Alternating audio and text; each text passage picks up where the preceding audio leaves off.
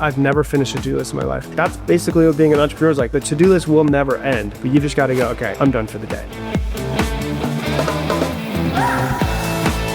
And when I got into sales, I realized, oh my God, this is all psychology. And then when I started managing people, I realized, oh, this is psychology on steroids. Coaching people, I call it coach's crack. It's like crack. You don't need drugs if you teach somebody something and it changes their life because it makes you feel amazing. ChatGPT has changed my life in creating content. What used to take me 2 hours to research a podcast, it's 15 minutes now. What advice do you have for a 25-year-old entrepreneur?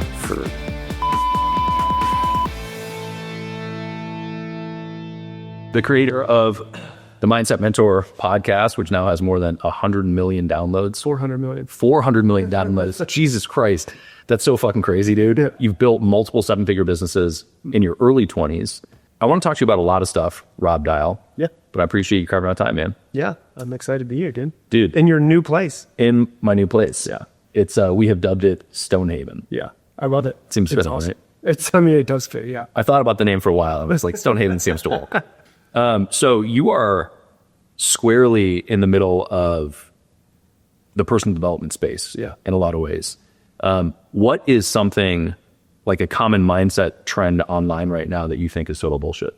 Here's the thing I'll tell you. I think that there's a true side to them, but I also think there's a bullshit side to them as well. So I think manifesting is one of them. I think it's misunderstood in the way that people talk about it, and they talk about it as if you're just fucking drawing energy from, Neptune or something like that. And the other side of it is the idea of hustle culture, which I think there's benefit to, but some of them they have some truth to them. And the other side of them, I think, is that there's a lot of bullshit to them. Let's dig into that. What's the truth and what's the bullshit? I feel the same way. Yeah. Yeah. Well, so manifestation, if we talk about it, I did an episode probably about 2 months ago and actually really took off on YouTube. And it's probably got 30 times more views than anything else we put up. And I think that most people sit around and they think I remember when I first heard about The Secret in 2008, we used to play it at Cutco all the time and be like, oh my God, you can manifest whatever you want. Just sit there in your bed and just, the universe draws it from all other places. But the part that people don't get and they fuck up is I always say the law of attraction, the last 6 letters of attraction or action. If you're gonna have the law of attraction, you have to also have the law of action. If you're just gonna manifest your dream husband and then sit in your house all day long, he's not gonna fucking show up to the door, right? You have to actually go out and go to where he could possibly be. If you're gonna manifest this dream business, you also have to work your ass off to get there. And so, I'm very much I can be very woo-woo-y because I've gone down the spiritual and psychedelic route for a good portion of my life, but I can also be very practical as well. And so I think that if you're woo-woo-y, it's all right, well, we're all energy, and what I'm trying to do is make my energy match whatever it is that I want. That makes sense. I can get that. There's some magnetism that's there.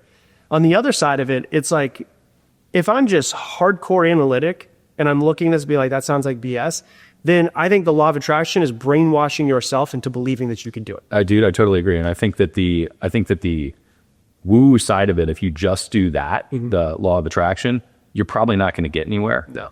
The action side, if you just do that, you're going to get some shit done. Yeah. But if you actually methodically brainwash yourself towards the disposition of action, you're going to get even more done. 100%. To that end, what are the things that you absolutely do not skip in your daily routine? What are the things that you do and you make sure you do to program yourself to get the outcome you want? Yeah, this is a good one because people always ask me my morning routine. My morning routine has been fucked since having a kid.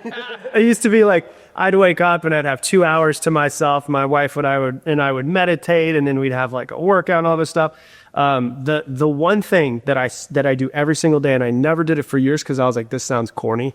And I didn't do it, and then I started doing it one day, and I was I actually feel different. Is waking up and finding 5 or 10 minutes to just think of all the things that I'm grateful for.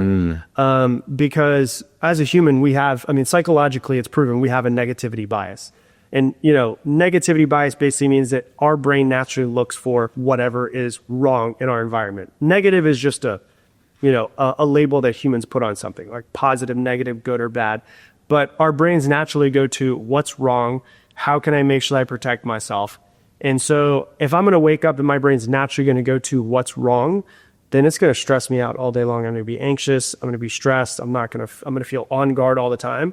And so I have to wake up in the morning, and it might be just, maybe people don't feel the same way that I do, but, coming from a place where it might be in my DNA, my grandfather committed suicide. My dad was an alcoholic who passed away when I was 15. Maybe it's just like in my DNA to be more like on guard, more anxious, find the bad in things. I have to wake up and I have to like think to myself, what's good? What can I be grateful for? Because I have so much shit to be grateful for. And what I've realized is that if I don't concentrate on what I'm grateful for, I can always find what's bad, and then it makes me anxious and I got to work harder, and then I don't spend as much time with my family. And so it's like every morning and every evening, that is 100% how I bookmark my day for how I want to feel. It's like setting my internal GPS, and then right before I go to bed, how I want to feel before I go to bed. What's the difference between avoiding sort of negative thoughts and negative bias versus avoiding the problems that you actually do want to solve in your life? Yeah, it's a good question, because you could think like I call it like toxic positivity, where it's like, everything's good, even though like the house is on fire, like, it's going to be okay. Like, no, get out of the fucking house. Like, I do get it. But the way I think about it is like, there's always things happening in my life. There's always things that are going to be going right. There's always things that are going to be going wrong. The act of focusing on what you're going to be grateful for, in my mind, is the energy and the way that I'll feel while I'm fixing the problems. I've fixed problems, like majority of my 20s when I was in business, was finding a problem, being really anxious and stressed out about it until I fixed it. And it's like, that's how I thought it had to be. Cause I always thought like, it's like success is supposed to be stressful. Success is supposed to be hard. That's what we always hear. And then I just realized like, oh, I can still get things done. In fact, I can usually get them done even better if I come at them from, okay, this is going to be good. I'm good. Life is good. I'm not struggling. I'm not if somebody's listening to this podcast, they're probably like, they have food in their belly, they're sitting in an air-conditioned house or car, they have a few people that love them, they have clothes, we have everything that we need. Of course, we want more. That's just naturally why they listen to this podcast, because they do want more. But like, they could just take a step back and be like, fuck, man, life is kind of really amazing right now. And so if I can have that energy as I'm going to my destination, it's like, if I were to drive, we would drive to Dallas right now, we could be so stressed about everything that's wrong. Or you could put on like our favorite music and chill and hang out. It's like, it's just the way that you are on the way to the destination is the way I see it. So all of the problems still exist. It's just I fix them and feel different as I'm fixing them. Yeah, I like that. I think that there's a general, I know that there's a general fear with high performers of losing their edge by not having that focal point of, I need to fix this. Yeah. And I like the reframe of, you can still have that focal point and that edge, and also take the time to, while you go into those things, think about all the other stuff in your life that's good. That is what we were talking about right before the podcast started, which is the majority of people that I work with that are like really, really successful don't know how to turn that part of them off. And they think if they turn that part of them off, all of their success is going to go away. They won't have any motivation. And it's like, what I've found is it's the exact opposite. It's like, you're more productive and less stressed. Like when to think about it, like psychologically and neurologically, when you're stressed out, your brain stops sending as much blood flow to your prefrontal cortex, which is where you're literally making decisions from. And so when your emotions are high, your logic is low. So if you're stressed as you're going through and running your business, you're not making the best decisions as efficiently as you could.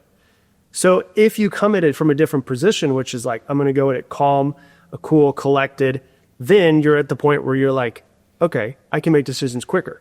I can make them easier. They're not as stressful to make these decisions. It's like, if you're running from a lion, you're just trying to get away from the lion. You're not thinking about, should I go left? Should I go right? What's the best decision? It's just like, I got to get away from the lion. But if you're on a hike with a friend and you come to like a fork, you're like, okay, well, let's take a second. Do we want to go down to the river? Or do we want to go on top of the hill? It's like, let's go on top of the hill because it'll be a better view. Okay, cool. You get a second. You're not stressed and you're making the decision from a place of like, what do we want to do versus like, what's just the instinctual thing to do and to come from a place of stress. I thought for 10, 15 years of running businesses, that's the way it had to be. And for me, it's just been like trying to deprogram that from myself. One of the struggles that I have with that personally is sort of the delineation between stress and pressure.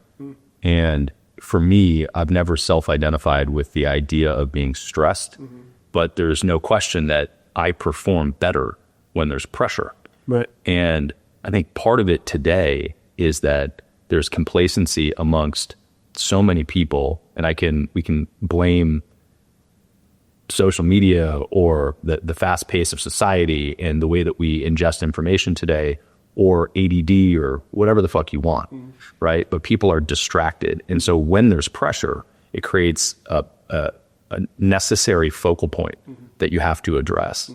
How does that sit with you, and how does that intersect with the idea of, being in a good place and avoiding stress for the sake of logical assessment during performance? So here's the way I think about it. It's a good question because I've never actually broken it down, but as you asked the question, I was thinking about it. The way I think about it is this. I always say there's two things happening. There's an event that's happening in front of us, and this is like what I call our observable struggle. Like there's an observable struggle. We all see it. I'm procrastinating. I'm stressed out. I'm anxious. Like we see this thing. But it doesn't just happen that way. There's a subconscious story that's happening that's making that be that way. I think stress probably that stress is like the observable struggle. I think that the subconscious that's behind it is some sort of fear. And it's like fear like most really successful entrepreneurs that are trying to turn it off in some sort of way, or just in general, even if I'm at like 3 million a year and I'm trying to get to 100 million, it's like the stress is if I take my foot off the gas, I'll lose it all. Yep. I felt that way many times. Like I just took my first vacation for 3 weeks, no communication with my company at all. Right? Like none. That just made me anxious. Yeah, right. It made me anxious in the beginning. And then I started seeing like, oh, it's not falling apart without me. Right. So there's systems and all those things that are necessary to make that happen. But there's this fear that's behind the stress of it, which is it's all going to fall apart.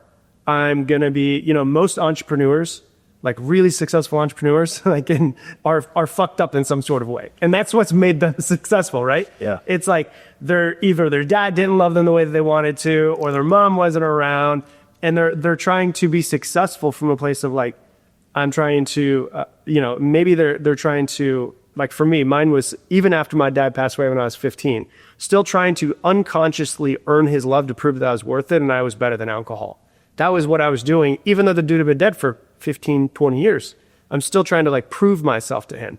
And so there's some sort of fear that's behind the stress, like that usually looks like if I turn it off, I'll lose it all. I've worked so hard, and the hard is actually what got me here. So I can't leave my business. I can't stop working less than 80 hours a week because of the fact that this is the only thing that keeps it running. So there's some sort of fear behind it. Pressure, I think, is actually, I love pressure. I think pressure is a privilege because it shows you that you're doing something that's usually important. And so I think pressure is important for a lot of people.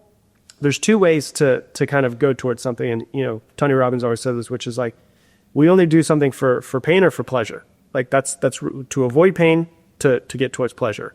I think that people that work with stress are usually trying to avoid pain in some sort of way. There's some sort of thing they're trying to get to, but I think more than anything else, they're trying to get away from some sort of pain of their past. Almost always, like it's like day in, day out. Almost always it's something with parents or the childhood under the age of 10, usually under the age of 7. So that's usually what they're running away from, even at 50 years old. On the side of pressure, I think pressure, if it's done the right way, can actually be a healthy form of the same kind of feeling, but I can turn it off when I want to. So like having a deadline is a good amount of pressure. I read an article probably like 2 or 3 years ago that says Jeff Bezos only makes 3 important decisions a day. Only 3 decisions a day. So I like changed the way that I operated my business where I was like, I don't need to do a million things. I need to make 3 really important needle-moving decisions today. So I wake up in the morning and I'm like, I need to find these, and I put pressure on myself to find them. I need to solve them. I put pressure on myself to, by the time I turn off at 5 o'clock, I need to have solved these 3 problems. Yeah. And if I can't get all 3 of them, at least number 1 done. And so I think pressure, if it's come at it from the right way, can actually be a healthy way of getting things done versus like the stress of like it has to be done or something's going to be wrong. There's a lot there. I think that people all behave differently, and there's tons of nuance to that. Mm-hmm. Different lifestyles, different backgrounds, different businesses, different day-to-day activities. But I like the framework of what you just said relative to how to control stress and control pressure, which is, and I think about this quite a bit because all entrepreneurs have a never-ending to-do list. Never ends. Never-ending, literally. And so they are just going to stack more on all the time. No. And as the days go by, you keep adding to it. So the notion of being able to get it all done is a fool's errand. Mm-hmm. And one of the pragmatic approaches is what you just said, which is what are the most important things I can do today and that's all I'm going to focus on doing. Yeah. The other things can get done no matter what. I'm getting this 1, 2, or 3 things done. Right. Yeah. I find that to be tremendously helpful. It's also still difficult. It's simple to say, challenging to do when you're living in the whirlwind of activity of entrepreneurship. Yeah. I've been saying for years, my to-do list, I've never finished a to-do list in my life. It's never happened. And my wife, we're talking about, we have a 13-month-old son. And so she's like, it's 13 months now? Yeah, 13 months. Yeah, it's crazy how fast Dude, I thought it was like a month ago. Yeah. No. Yeah, it's crazy.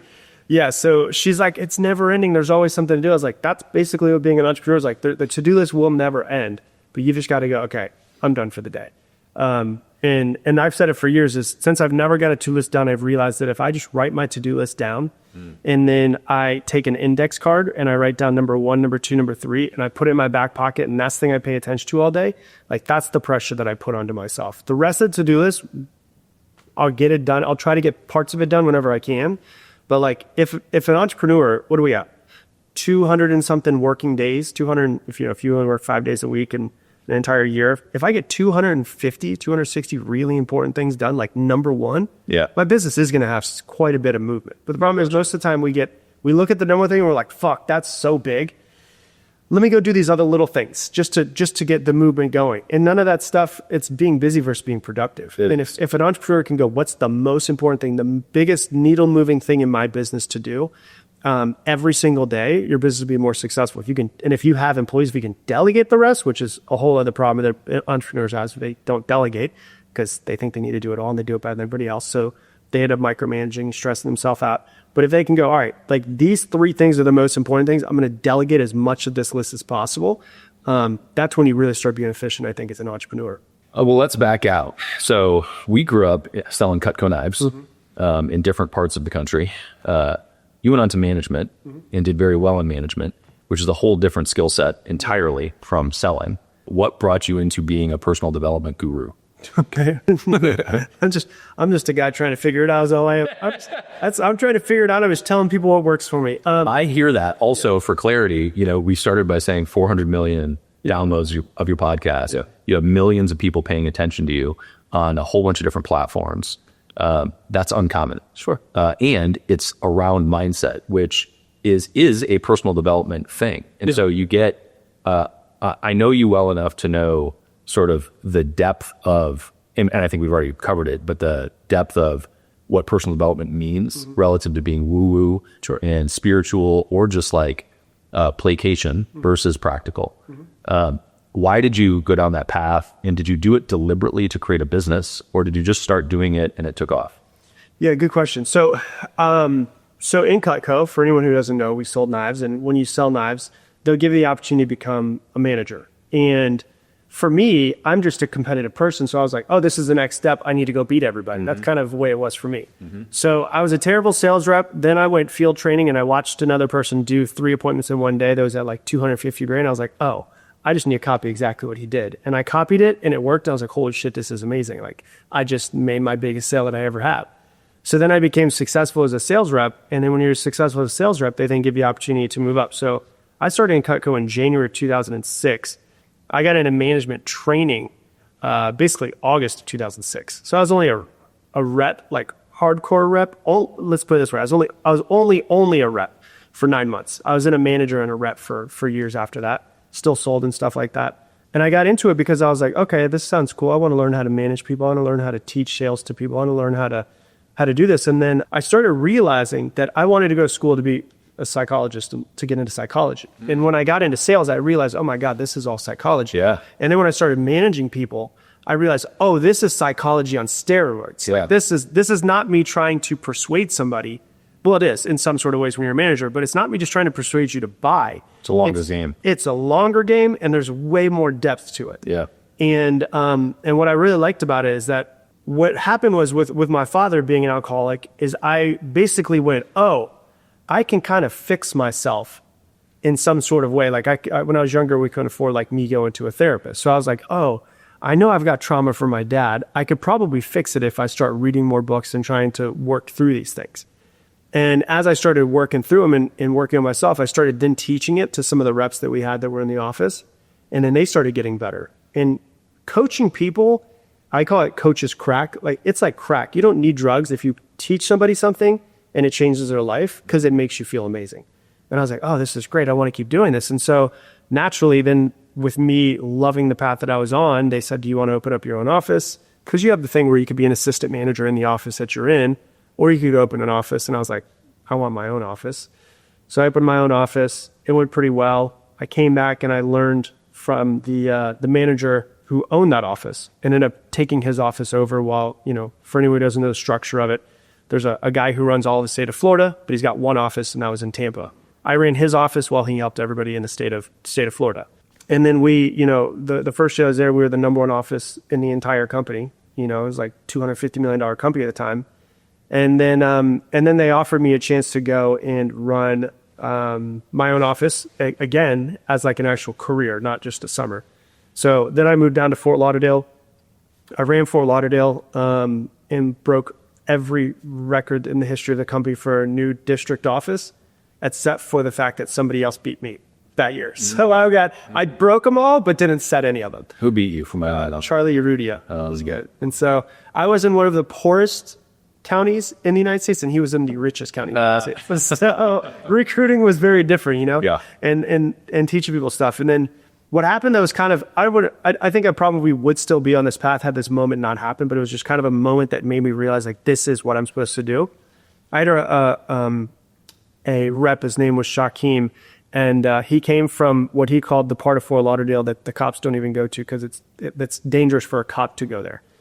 And he kept coming. I would run my office. I'd wake up at 7 a.m. I'd wake up at 6:30. I'd be in my office at 7 a.m. And I'd open up the doors and say, hey, at 7, every single day, 365 days a year, I'm going to teach sales, psychology, any of the stuff that's helped me. If you want to come, come. And so basically I started having reps come, and he came every single day. 18-year-old kid showing every single day. And then we had this conversation one time, and he's starting to get better. He's like, hey man, I just want you to know, like, even though I'm not the best rep, and you wonder, like, if you're wondering like why I keep showing up, his dad was in a wheelchair, and his dad had passed away the year before because he had some sort of food and he choked and died, and his brother found him just dead on the floor. And he goes, where I come from, there's no good people that are mentors. And he goes, you're the only person that's believed in me since my father passed away. And he goes, you're the only person that makes me feel like I can do something good with my life. And I was like, holy shit. Like, I'm 23 years old at this point, and I'm doing this for like an 18-year-old, 19-year-old. And then so I was in Kuka for a while. I burnt out. I got over it. I left, and then I went into corporate for like 4 or 5 years. And I absolutely hated working for somebody else. And I missed teaching. Like, I miss teaching. I feel like that's the thing that I'm really good at and I love doing, is taking like really complex things and making them super easy to understand. And I was like, it's 2015, and I was in a Jason's Deli with my wife, now girlfriend at the time. And I was like, hey, Lauren, I think I'm gonna start a podcast. And she's like, okay. I was like, I'm gonna start it. Like, I have the equipment because I moved to Austin to be a musician. So I had all the equipment to record. I had the software, I had the microphones, I had all of it. And so I started in 2015, and then I just never stopped. And then I got an email. The other thing that made me never stop was I got an email like 3 months into running the podcast. And a lady sent me an email and said, hey, I just want you to know my father died 2 years ago. I've been in deep depression, and your podcast is the only thing that's got me out of depression. And I was like, 10-4. It's like the same thing with Shaquem, where I was like, oh my God, like, this shows me I'm really good at this thing. This shows me I'm good, and I should continue to keep doing it. So now I get emails and messages from people where it's like, I don't think I could ever stop. I love doing it. I love teaching. Majority of the people who listen to the podcast will never pay me $1 at all, but it just makes me feel good that I'm doing something good in the world. And then, obviously I've built businesses outside of the podcast, but that's kind of the whole journey of how I got here. Sort of. That's how you got to the personal development space. Yeah. As the fledgling guru.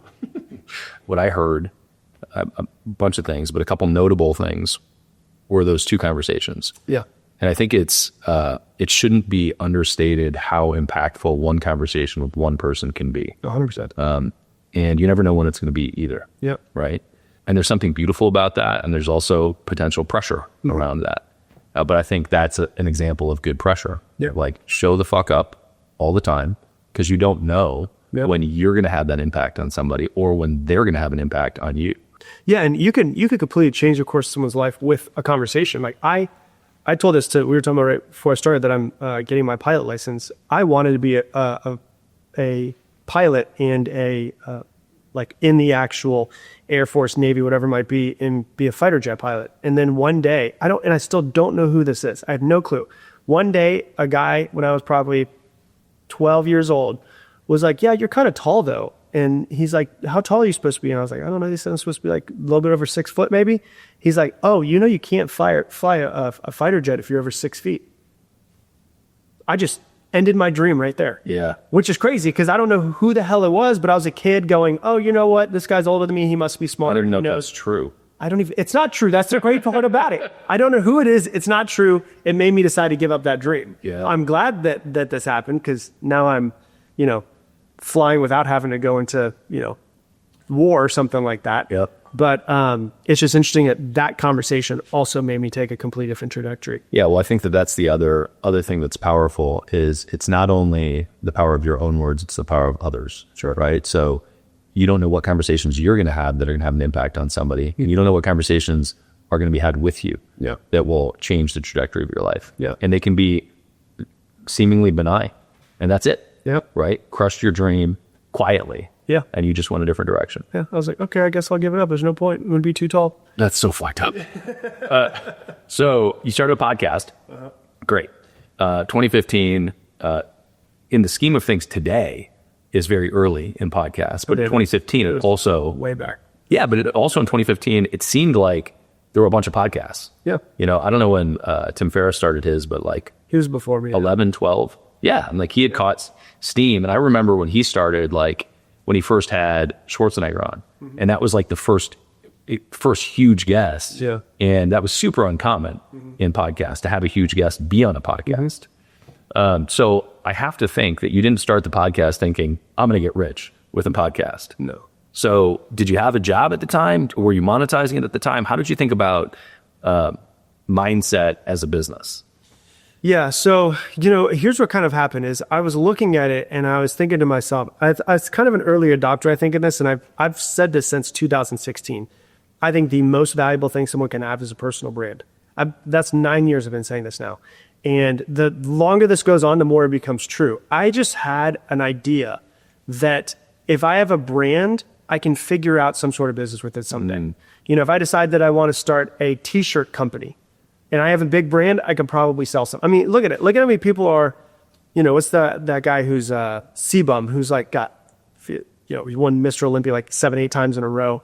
He's got his company, they just sold his nutrition company for like $400 million or something like that. Damn. And if it's like, okay, yeah, so he's got fitness and he created a product and a brand literally right there that it lines up perfectly with him. So I had this idea, like if I have eyes on what I do, whatever I decide to do, I could probably create some sort of business from it. So there was basically no money to be made in podcasting, especially when, I never thought, I honestly, if I'm being truthful with you, like when I first started podcasts, I was like, I just want to figure out a way to make $60,000 a year. Because I wanted to make more, obviously, but I was like, if I can make $60,000 a year, I'll at least pay my bills. I'll be able to take like 1-2 trips maybe a year, and I'll be doing something that I love if I'm coaching. And so I thought to myself, I'll grow the podcast, I'll run the podcast, I'll get coaching clients from that podcast. And that's just how it'll go. And so for, 2015, I started it. I left the job that I was working in I started in August 2015. We had like a mutual separation in November of 2015 because the CEO was like, hey, like in a very nice way, he's like, number one, I don't think you're passionate about what we do. Number two, like you're extremely passionate about what you're doing. You should probably follow that. And he's like, if it doesn't work, you can always come back because you're an amazing sales rep and I'd like for you to come back. What a great manager. He was amazing in that, right? And so I was like, all right, I'll go. And so I left and it scared the shit out of me. Yeah. Because I went from making money to nothing. I was making like, $250,000 a year at 29 years old. Mm-hmm. And so I was making a bunch of money. And then I ended up starting the business. And so that same month, I was like, I don't know. I gotta go back to work for somebody else. Like I felt so much fear because entrepreneurs would feel a lot of fear. Like there's a lot of fear. Like there's a lot that depends on us. We have employees' lives depend on us. Their families' lives depend on us. Paying our own bills if we're just a solo entrepreneur is stressful to have. So I had so much fear that was going on, and I had this really insane moment in my life that I'll never forget. I went back home for Thanksgiving in 2015.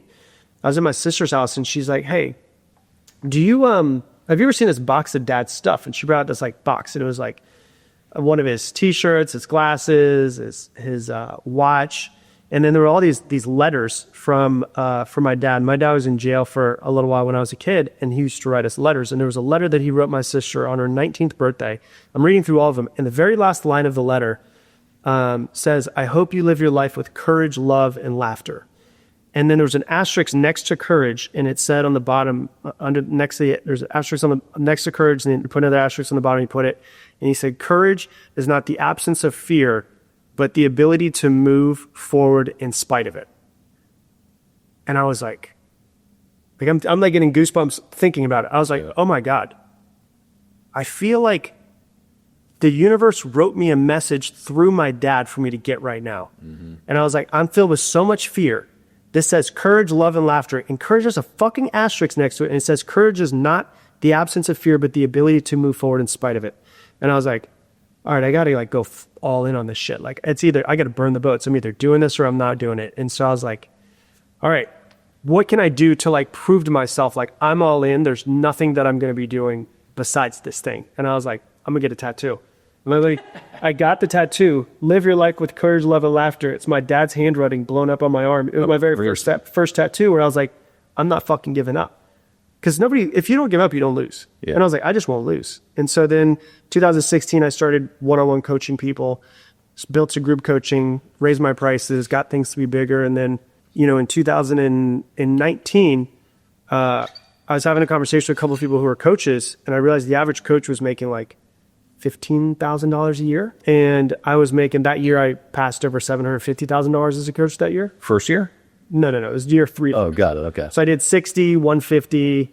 Well, it's about third full year. It was like 60, 150, 250, 750. And so I was like, oh, I'm making way more money. Why am I making so much more money compared to these people that are doing the exact same thing? And I realized I'm really good in social media. I'm really good at sales. I'm really good at coaching.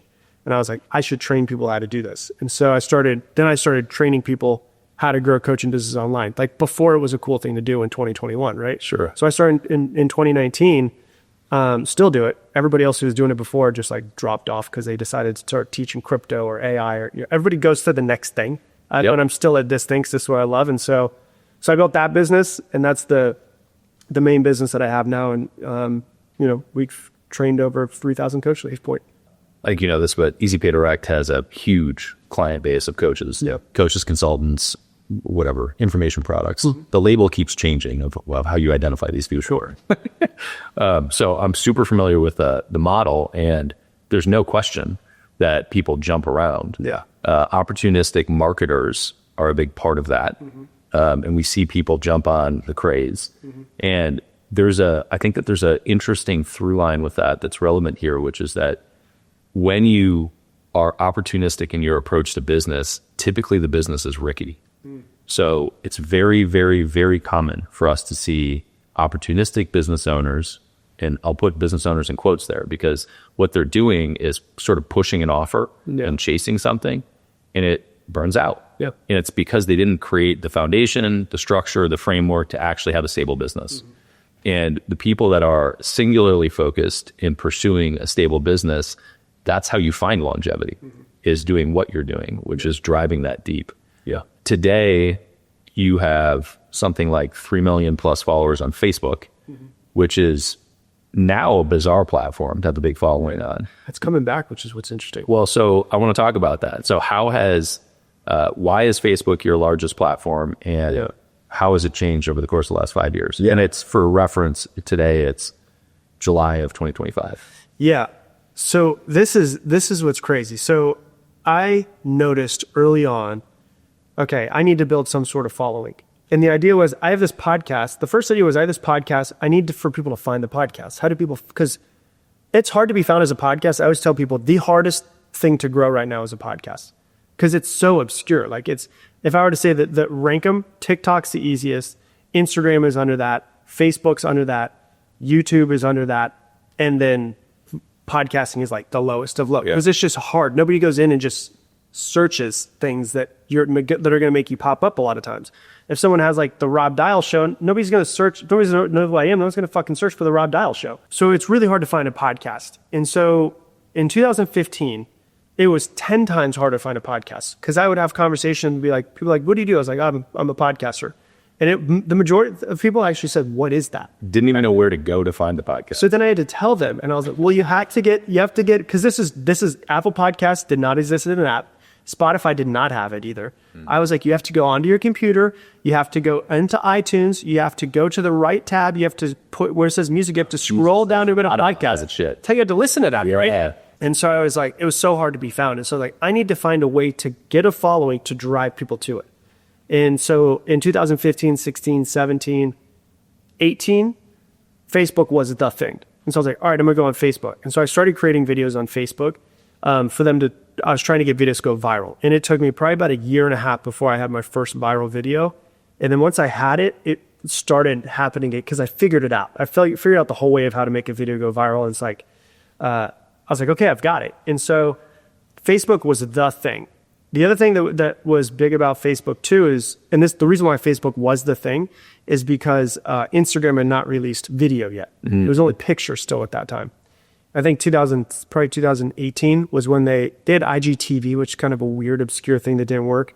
And then they had video where you could do videos, and they started. And then when Reels came out, it like took off. That's when it happened, because they were competing with Snapchat, stories and Reels, because Snapchat, and then also with TikTok. And so it was full on Facebook. And I was like, all right, so what I'm going to do is I'm going to grow this following. I'm going to grow it because I didn't want to put advertising dollars into it.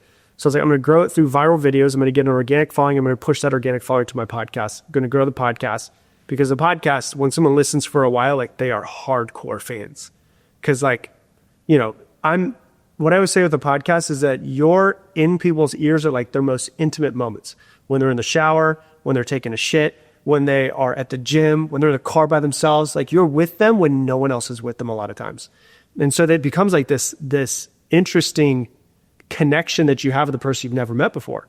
And so I was like, I'm going to grow the following because that's where my most hardcore fans are. Went hardcore on Facebook, and then Instagram put out video and it really started clicking. Once stories came out, it started changing. Once Reels came out, it was done. Like, Facebook was done. You made it this far, which probably means that you're an entrepreneur, which probably means that you're accepting credit cards and maybe ACH payments. Beyond the fact that we can do a rate review to save you money, beyond the fact that we give you dedicated account reps, world-class customer service, world-class technology, and can actually optimize the way you accept payments online, our average client saves a year by working with us. If you want to find out how and get a free rate review from us, check us out at epd.com/am. So I want to talk about some of the mechanics there. I tend to not listen to podcasts when I'm shitting. Do you have a go-to podcast to listen to when you shit? I don't listen to podcasts that much. Dude, honestly, that's the crazy part. No, I don't. I don't have any shit podcasts that I listen to. No, mine's usually YouTube. Not the Miracle Morning podcast? No Miracle Morning for me. You said you figured out how to make something go viral. Mm-hmm. So I want to talk about that. I want to talk about the elements of the podcast. But virality, first and foremost, I used to perceive, and I still do on some level, I used to perceive the pursuit of virality as misaligned or inauthentic with my outcome, which was, if I'm doing something, if I'm trying to create the content solely for the purpose of it going viral, I have always been concerned that it would be misaligned with whatever message I had, whatever I wanted to deliver, and it wouldn't feel authentic. Yeah. How do you reconcile that? So let me give you a different perspective. I'll give you, if it's for just the feeling of virality, yes. It depends on what's the reason for the virality is kind of a different perspective. If it's because I want to become famous and I want people to love me and give me recognition, then I think that there's a problem with it.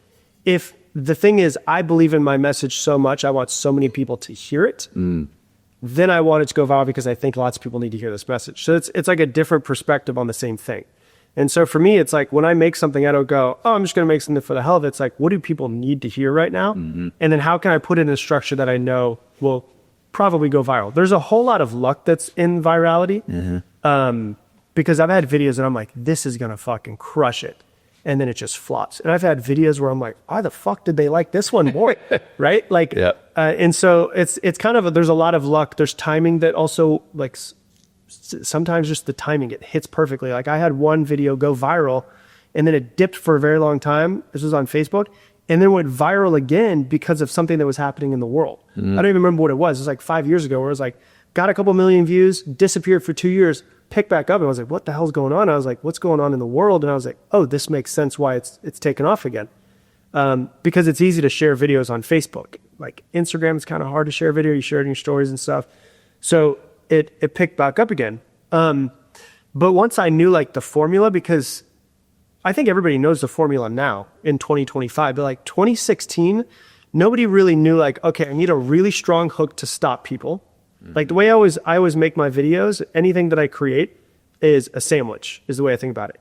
There's the hook I write first based off of whatever my message is. There's the ending of it, which the ending has to be something that makes somebody feel good, or is like some sort of resolve a lot of times, or like, oh shit, that was a really strong, powerful ending. And then I usually do the inside of the sandwich after that. I make every single sentence as powerful as I can. And so, so that's the way that I create it. And then once I started doing it and they started working, I was like, oh, this is the actual way to do it. Now everybody knows like hook, value, CTA, whatever it might be. But back then, like 10 years ago, 9 years ago, we were like kind of searching in the forest for this thing that would make things go viral. But it's kind of like, I like to see it as like a movie in 30 seconds. Like every movie goes on the exact same journey in some sort of way, 99% of them, right?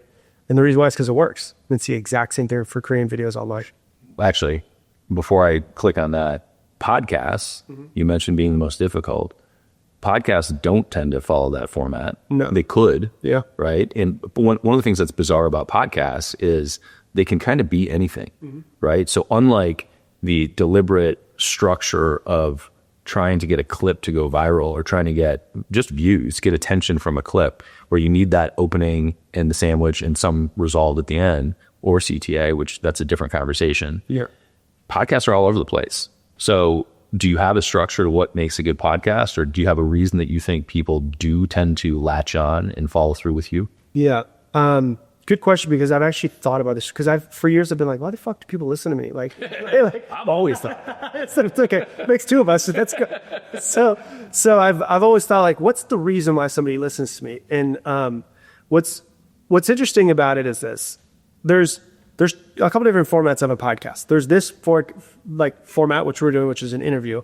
And when I first started podcasting, it was almost all hour-long entrepreneur-based podcasts, one person interviewing the other person for an hour to 3 hours.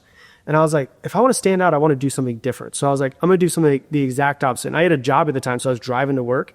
And I loved listening to Tim Ferriss. I hated the fact that I would drive to work and only get 5% of the fucking thing done. And so I was like, I want to be done with my podcast by the time I get to work, so that I feel like, oh my God, I got something done. And I feel productive at it. And so I was like, I'm going to do me by myself. Oh, and it was also all the other ones were once a week. Me by myself, 15 minutes, 3 times a week.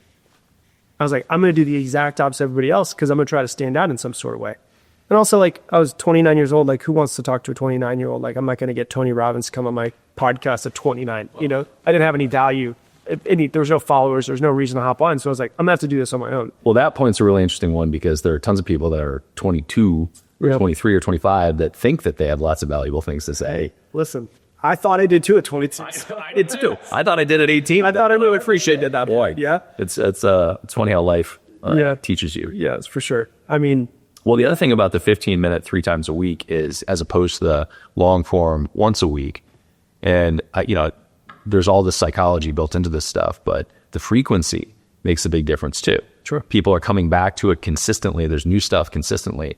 Life moves quickly, but sometimes if you really enjoy something, I can think back to, and I guess Apple still releases shows on a weekly basis, weekly cadence, as opposed to the Netflix bingeability of here's a season. But waiting all week for your thing does build anticipation. You can also get distracted and just forget about that shit. 100%. Yeah. I think there's a lot of truth to that. And what's great about YouTube nowadays is that YouTube will give you videos, at least for me, my algorithm is for some reason giving me videos of people who have like 100 views. And so I'm like, let me see what these guys are doing. And this, I don't mean this. And Because you keep clicking on them, man. I know that's so, it's so interesting. Because I'm like, let me see what it looks like for someone starting off. And there was this one time, it was, these poor guys, that their podcast between these two guys was just fucking brutal to listen to. And I don't know who they were, so I can't call them out. But I was sitting There are a lot of those. and I was watching them talk to each other. And I was like, okay, maybe I do understand why people listen to me more now. Is because these guys have no structure. Like there was no like sheet in front of them, like we on top of these things. Like you have a computer review because you want to make sure we talk about good topics so we stay on topic so the value is given. There was none of that, right? With me, my podcast is bullet pointed, all of the main points all the way through. And so it's like the intro, the opening that I'll go through, and then it's all bullet pointed and I color code based off like, hey, this is something that you should go deeper into, you shouldn't. It's just a format I've created over years.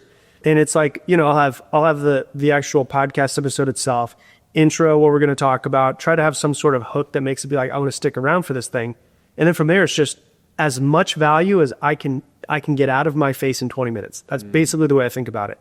And I don't want to talk about some story that's irrelevant or some, like even yesterday I was recording a podcast and I was thinking about making a joke from I think it's from Super Troopers. And I was like, but half the people are not even going to get that. Like it's going on in my head where I can make a joke, but it's not going to make any sense. So I'm trying to like keep people engaged the whole way through and make it so they're like, at the end of it, they're like, shit, I just learned an hour and a half of stuff in 15 minutes, 20 minutes. And that's the way that I've always wanted to be. And what really helped me out the most, I think, it's interesting when you look back in life and realize something helped you that has nothing to do with it, I moved here because I want to be a musician. And I'm also a songwriter, so I've written many songs. And I would go through and like make sure that every single word was in the right place so that, I was taking somebody on a journey, but I was saying this as short as possible and it's got to match up with the beats. And so I was always moving things around and trying to make a 3-minute song as perfect as I possibly could. And then when I got into writing podcasts, it was the exact same format without me realizing. It took me 5 years to realize, oh my God, I'm creating a long song is basically what I'm doing. Yeah. And through that, I'm trying to keep people engaged the entire time and have as much value as I possibly can in as short amount of time as possible. Yeah, I love that. One of the most annoying things about leading sales teams are the salespeople that are just innately charismatic. Yeah. And they're like, oh, I don't want to follow a script. Like I'm just going to sell. And I'm like, you're a fucking idiot. Yeah. Like you're going to get crushed. And you know what? You might not. You might do well, but you're not going to do as well as you would if you would lay this shit out and follow the format and learn it and like internalize it. Yeah. The best analogy I've ever heard of that is like if you think about your favorite, because we had a sales rep one time that was just not following the script. And we had some of those outside consultant that had a conversation with him and they were on our call. And he goes, hey man, like if you think of like your favorite actor, like who is it? And this person said like Leonardo DiCaprio or whatever. So he goes, do you think he's just winging it? He goes, no, he's got the script so internalized that he can become himself through the script. Yeah. And it was like, the person got it. They're like, oh, okay, now I'm going to start following script. And I was like, that's the best analogy I've ever heard for following a script in sales. I use that all the time. Yeah. All the time. Great. I use actor and I use stand-up comedians. Yeah. Yeah. And stand-up comedians rehearse. It is a script. It is a fucking script. And stand-up comedians talk about like having a tight tent. Yeah. Right? And they'll rehearse to get their thing down to 10 minutes to make it perfect. And they'll say the same thing a million times. And the intonation is the variability, right? So they learn how to have it hit. Yep. And that is the answer to like, oh, well, scripting sounds robotic. It sounds robotic if you haven't fucking practiced it. It's true. What are you doing? So I love that. I love that that's your approach to podcasts and it came from the songwriting origins. Do you look at, so you monetize, your business model in general, backing out here, is monetized through coaching. And do you look at the rest of it as a media company? I mean, today a lot of people have this framework of we are a media company and there's some monetization on the back end. Does that sit well with you, or do you look at it as through a different lens? No, 100%. When I first really like buckled down and I was like, okay, I'm gonna really grow. Like I had made enough money in my coaching business when I was just doing one-on-one to start investing into it. I was like, I need to see myself as a media company. That was actually what I said to myself. And I was like, a media company, what's the first person someone's gonna hire in a media company? If it's video that you're making, a videographer. So I was like, I found a videographer in Austin. She was like young, out of college, wanted to hustle, and paid her $3,000 a month. So that was my first employee ever, brought in $36,000 a year. And with that, I was like, I need the pressure of somebody being full-time and not do it. Because I had part-time videographers I worked with and I was making videos for years. So I hired her in 2018 and was just like full on, I'm a media company now. I'm the CEO of it. She helps me with content and we create it together. She's full-time, so I better use all of these hours. And then once we did that, I started actually getting into a cadence. It was like nonstop. We were always doing it. And so the media company side of it with the podcast, all of that generates a lot of revenue as well. And so like that itself does over 7 figures a year. The coaching business on the other side is basically the media company and the followers feed into that. And then so I teach people specifically just self-development and mindset, and I teach people, how to grow their coaching businesses and grow their business online. And so that's kind of like the 3 buckets that I look at I guess you would say the umbrella of my business that I have. There's kind of like 3 smaller businesses. What's the monetization engine of the media company itself? The ads on the podcast. Oh, got it. Yeah. Okay. Are they just paid placement? Yep. Okay. Mm-hmm. Did you read them?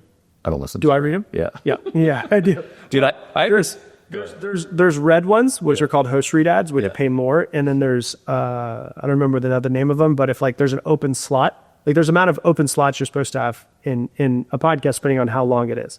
And if there's an open slot that hasn't been filled, they'll just fill it with someone else that's like, just a random person, like you would hear on the radio or something like that. Dude, it's funny because I just said I don't listen. And I've always had this thing where people that are friends of mine, I made a joke earlier about not knowing why people listen to you. Yeah. And I say this to Hal all the time too. It's like friends of mine for some reason, and I think everybody does this sort of innately, or there's some programming that leads to this. But when you're close to somebody, you have a different lens on how they communicate, how they talk, et cetera. Especially when you've known somebody a long time. I mean, it doesn't bother me because I don't listen to any of my friends' podcasts either. So. Well, I'm glad to hear that. I heard myself say it, and I was like, maybe not something I should put out publicly. That's fine. No, then I was like, not offended. What's the right? Well, that's good. There's tens of millions of other people who like me, Brad. I'm fine with it. Yeah, that wasn't really the point, but I like it. Yeah. So one of the obviously topical things right now is AI. Yeah. So you are a media machine. How does AI fit into your world, if at all? Did I use AI all the time? So ChatGPT has like changed my life in creating content because, and I have probably 10 custom GPTs in ChatGPT for every different thing that I need, right? So the one thing that I did do, the very first one I created was called Podcast GPT. I have every single script I've ever written in my podcast in a Word document, and all of them are there. And so what I did was I went into ChatGPT, opened up one of them, and actually this isn't what I did. I actually went in and I had my team download 300 of my podcast episode transcripts so it could get my voice, because the bullet points don't really get my voice, right? The transcripts themselves, you can hear what I'm saying and the joke that's being made and all that stuff. You can't obviously hear my tonality or anything like that. And I uploaded 300 of them into the GPT because I'm not good at knowing what I do. I just kind of naturally follow a path and a pace that's what I've been doing for so long. I'm like, this doesn't work. And I think I unconsciously just follow it. So I use ChatGPT for pattern recognition. So I threw all of these in here and I said, tell me about myself in the way I run a podcast. And it broke it down like exactly how I run a podcast. And for, I've had the podcast now for almost 10 years, probably 8 years. I used to do hardcore research by myself. I would go into Google and type things out. Now I'd read all of these different things. Now I go, I'll go into ChatGPT, and the way I create an episode is I'll literally get ChatGPT on my phone and I'll say, I'll go into my podcast GPT, which knows exactly how I speak, exactly how everything goes. And I'll say, I want to create a podcast episode around X, Y, and Z. And then I'll speak all of the bullet points that I used to put into Word doc by myself.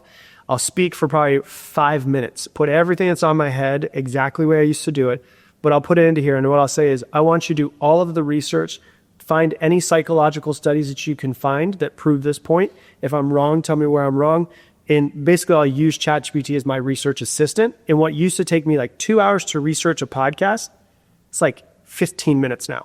And so like I can crank out podcast episodes that are just as high quality, if not higher quality, because I'm using it as my research assistant. And then I'll go back and forth. So I'll go back to my old school way of doing it. I'll type it all out. I'll look at ChatGPT. I'll do 2 screens. I'll go like this. I'm like, okay, cool. We're talking about this here. I'll copy and paste that, put that there. And I'll be like, well, is there any reason why this might not be true? Or is there any reason why what are the 10 biggest fears so that I don't have to think about them off the top of my head? And I'll just pull these things and I'm talking to it the whole time I'm creating an episode.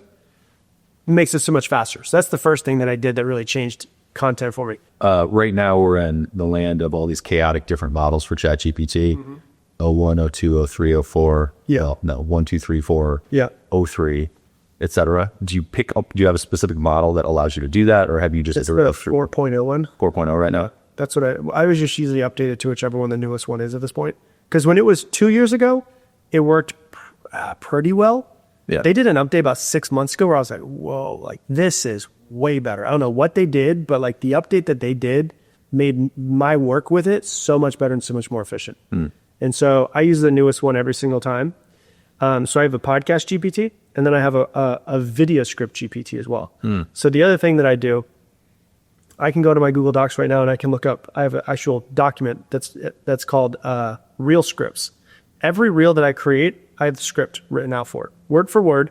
And if you go to my Instagram right now, it's usually me looking this way and a camera like this one hitting me from the side, talking into a microphone as if I'm on my podcast. I'm not on my podcast. I'm actually reading from the TV that's right in front of me, the exact script, and it's shooting me from the side as if I am. And I'll read it word for word. And so I probably have 400 reels that are in there. I did the exact same thing. Copy and pasted it, put them in a ChatGPT, said, give me the exact structure of how I create reels. Now what I'll do is when I have an idea, I'll go into ChatGPT and say, hey, I want to create a reel about overcoming anxiety. Create 3 for me. Creates 3 for me in my exact format. And then what I'll do is I'll go through and then I'll be like, well, I like the way it said that. I don't like the way it said that. Okay, this is giving me inspiration. And then I'll just sit other screen and I will type out my reel script while this one's right here looking at the other one and be like, I don't like the way it said that. Well, that's a good idea. I should probably say that, but I don't like the way it says, so I'm going to change it around. Dude, I'll create reels in like 3 minutes. So just crank them out. Yeah, I love that. I think also though, back to, I'm watching in my head, thousands of people doing that and producing just fucking terrible reels. Yeah, there is that too. The thing about it is if somebody were to go to ChatGPT and just use ChatGPT and say, create me a script, it's shit. It's not good. I mean, it's okay. It's like there's a little bit of value, but you could still tell it's not human. Somebody hasn't lived a life. Yeah, there's no personality to it. And so I don't ever use it as like, create me the script. The thing that's good about what I have is I have hundreds of all of my old things. Yeah. And I'll throw it in there so it knows how I speak, what that I say things short to the point, that I'll crack jokes. And so it knows like kind of my patterns. Yeah. But if I were to I've tried it before because I was like, here's what I'm going to do. I'm going to try 3 scripts, word for word from ChatGPT, put them up, let's see how they do. Yeah. All 3 of them flopped because it doesn't understand. It's like trying to have ChatGPT do comedy. Like it can make kind of a funny dad joke, but it doesn't know the pause. And the pause is the funniest part of the entire thing sometimes. Yeah. So it's like it doesn't get that. But for me, because I have so much history with it and I put so much into it and program the hell out of it, that it kind of gives me 50% of what I need. And then I just put my stuff into it as well. Yeah, that makes sense. Well, let me back out of business for a second. So you live in a space where coaching around mindset, coaching around business is kind of where your head is for the majority of your day. I have a rule that is I will not invest in vices. Okay. So I have these opportunities all the time to invest in like alcohol companies or clubs, et cetera. And I'm like, no, fuck that. Yeah. I don't need that as a core part of my life that's tied to making money in business. When you are inundated with this mindset, coaching, business building all day, every day, how has that changed your own approach to life and your own mindset and emotional well-being? Well, here's the way I look at it is I actually just did an episode not long ago about this is I think that for the first like probably 15 years of me being in self-development, it was me trying to fix myself because I thought there was something wrong with me. And that's why they say ignorance is bliss, because when you're ignorant of yourself, you don't beat yourself up for this thing that you're ignorant of. But when you become aware of it, now you beat yourself up for that thing that you're aware of. So it was it wasn't, I don't want to say the word toxic because it seemed like it was a bad relationship, but it was me constantly trying to fix myself in the parts that I hated or didn't like about myself versus understanding that they're never going to go away. And I just learned how to use them at certain moments in my day or my life. So like I'll give you a couple of examples. Like I used to hate that like I am judgmental in some ways, right? Where I was like, I love people. Why am I so judgmental? And I'll be driving on the road and I'll see somebody, we're in Austin wearing something ridiculous. And my immediate thought is like something shitty. And I'm like, where did that come from? Like, I didn't mean to say that. It just kind of came. It's like another person just said it out of me. Right. Yeah. And I'd be like, what the fuck are you doing? Why are you thinking that? It'd kind of be like back and forth. Right. And so being judgmental all the time to other people is not a positive thing, but judgment itself is a very positive thing when it's used correctly. And, in business, you have to have a lot of fucking judgment. If you have an investment that you're about to put 100%. $500,000 into, I'm going to be as judgmental as I possibly can 100%. into an investment. And so there's these things where I realize like this part of me, if we look at all the different parts, like if there's a part of you that's selfish, yeah, being selfish all the time is a bad thing. But if you're, I talk a lot about people pleasers. People pleasers need to be selfish. Yeah. And so there's just these parts of us, which I thought was something was wrong with them. And I had to hate them and try to change them and all this type of stuff. I was listening to Ram Dass, who I love listening to Ram Dass because he's extremely spiritual, but also was the head of psychology at Harvard before he became spiritual. So he's these two dualities in one person. And he's like 80 years old when he's giving this speech. And he's like, all of my neuroses that I had when I was younger, I haven't been able to get them to go away. And I was like, fuck, if Ram Dass in 67 years of working himself hasn't gotten rid of any of the things that he saw was once a problem, I'm not getting rid of them. And so I realized, okay, these parts of me are in me. I'm not going to be at battle with them anymore. I'm going to figure out how to accept them. But if one of them's on stage screaming in the microphone, I'm going to go, dude, I'm going to take this one away. You need to go sit down, judgmental side of you, whatever it might be.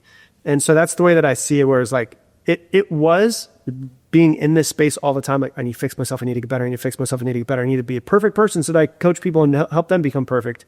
Now it's like, no, that's why when you say like, I'm a guru, I'm like, I'm just a fucked up dude that's just talking about things that work for me, but it's just a label that does work based off of the things. I get it. So that's the way that I see it, where it's just like, the more that I just like show myself as this flawed individual too, the more that I think people are attracted to it because they understand that they'll never be perfect either. Yeah. Well, I love the authenticity of that. And it reminds me of a song that a good friend, Jeremy Reisig, goes by J. Hobbs, wrote.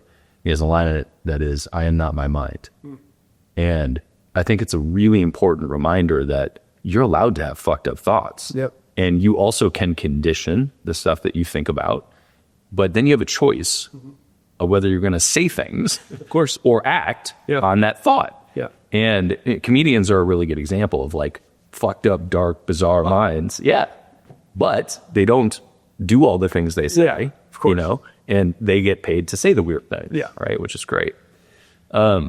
What is a deeply held belief that and you gave me one just now, I think, but what is a deeply held belief that you've had for a long time that has changed in the last year or two?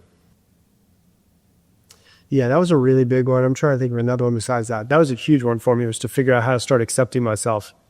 That's probably the biggest one that I would say in the past couple of years. Another Ram Dass episode that I heard that also I've listened to that's actually the only podcast that I do listen to. I've listened to every single one of his episodes. Oh, crazy. A couple hundred of them at this point, probably 300 at this point. He had another episode where he had a lady that came on and she said, it's from like a 60s or the 70s, 80s.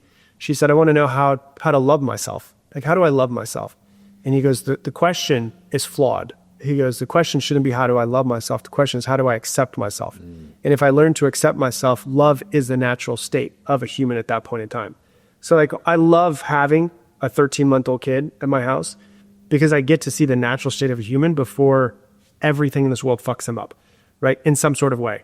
And like, parents, it's being a parent is hard. Like, I've heard it before I was a parent. Now I'm like, oh my God, this shit is really fucking hard because I'm trying not to screw this kid up, right? And so it's like, there's no way not to. That's just the way that we come out as humans. And so in that space where we learn 2, 3, 4, 5 years old that we need to change and be somebody else in order to not have our parents get mad at us, in order to get love, in order to get acceptance in some sort of way, we change ourselves. And in that changing of ourselves, we don't I think our true self doesn't accept our conditioned self. We condition ourselves, and our true self doesn't accept it. And the true self is the state of like natural state of love. When I see my kid who's just like wakes in the morning and smiles immediately. And my first thought is like as I get kicked in the face by him, because he sleeps in our bed with us, or I get headbutted right before, I'm like, oh, fuck. And he looks at me, he smiles, and I'm like, that's literally the natural state of a human right in front of me. And it's like, why is that so hard for me to access? Well, it's because there's parts of me inside of me where I'm not accepting them. And if I can learn to accept them, I end up being more in a state of love. So that's probably like, that might be the biggest realization of my entire life. And that was probably about 3 years ago I realized that one. What advice do you have for a 25-year-old entrepreneur that's getting going right now? No, give up. 25-year-old entrepreneur.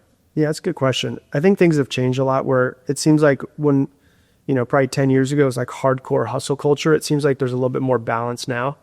I would say if you're 25 and you're single, dude, just work your fucking ass off. Like work as hard as you possibly can. And then what I would also say is work as hard as you possibly can. Have time where you do cut off. Like I cut off at like 4:00 now because I have a family and I, have enough money where I don't like have to worry about things like I used to. And so I cut off at 4:00 because making more money, I want to, but it's not more important than spending time with my family. So I'll cut off at 4:00, done with everything. If I was 25, had no family, no kids, I'd probably work till 8, 7, a couple days on the weekend, a couple weekends a month, and just go hardcore at it, but also enjoy my life in some sort of way. And then what I would do is take this is the hard part when you're watching, I was watching a video, some like 28-year-old kid yesterday popped up on my YouTube and he was like, this is my $650,000 a week in, where was he? Monte Carlo. He's some Bitcoin kid, whatever it is, right? All these kids are seeing that now and seeing Lamborghinis and all, watches and all this type of stuff. And they think like, that's what I need to buy. If I'm a business owner, I'm 25, I'm putting every fucking dollar that I have back into the business. Because if I really want to succeed, putting that money back into my business, I'm going to hire, the first person I need to hire for the best price that I possibly can, train the shit out of that person, be able to delegate the things that I need to them. I'm just going to reinvest hardcore back in my business. So I'd be like, work as hard as you possibly can, but do still have fun because you're 25 and single and it's fun, like have some fucking fun. Yes. Is what I would say. Like, don't be so obsessed, because I have been so obsessed with business that nothing else in this world exists. No time for friends, no time for family, no time for girls, none of that. I've been there before. So do have some fun and then take every dollar, reinvest it back into your bank account. That's what I would say, or not in your bank account, into your business. Because that's, I was thinking about this morning. I was like, I'm gonna invest even harder core into my business right now, my media side of the business. And I was thinking about, okay, like I could put $100,000 into Bitcoin right now, or $100,000 into, equities like index funds if I wanted to. But if I could put $100,000 in my business, it's gonna be way better than Bitcoin. It's like everyone's looking like, oh, like should I do Solana with this $100,000 that I just made in my business? No, take that $100,000. If you're 25 years old, you just, hit it and you're crushing it, that $100,000 that you have, put it straight back into your business. That thing will 10, 20x compared to, Bitcoin now in 2025. It's not going to 10, 20x. Not in the next year to 2 years. Keep my fingers crossed. Maybe it does eventually the next take. I got a lot of Bitcoin, so maybe it does, but I don't think it's going to as fast as investing into your own business. I love it. Rob Dial, where do you want to point people? Google me if you want. I'm everywhere someone could be at this point. Like if someone wants to listen to the podcast is Mindset Mentor. And, if somebody wants to follow me on any social media, just type in Rob Dial and I pop up. Love it, man. Appreciate you carving out time. Yeah, thanks, man. Thanks for checking out this Beyond a Million episode. It occurred to me just now that I never tell people to leave comments, and that's probably really stupid. I should tell you to leave a comment. So if you have any questions, or you liked the show, or you hated the show, it would be awesome if you would leave a comment. It makes a big difference in helping other people find it. Leave a comment below.